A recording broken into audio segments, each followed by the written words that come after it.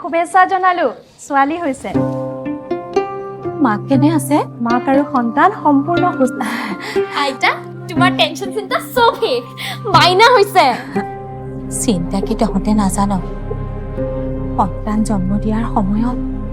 মাকৰ জীৱন শেষ হৈ যোৱা সেই অন্ধকাৰৰ দিনবোৰ তহঁতে দেখা নাই অন্ধকাৰৰ দিনবোৰ আগতে ইয়াত কোনো হস্পিটেল নাছিল যি আছিল তাত একোৱেই সুবিধা নাছিল না ডাক্তৰ না দৰৱ পাতি না বিচনা সাধাৰণ মানুহৰ জীৱনৰ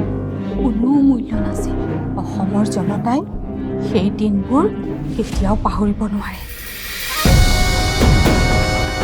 আই মাতৃসকলক কৰা অৱহেলাৰ এই দিনবোৰ মনত ৰাখিছে অসমে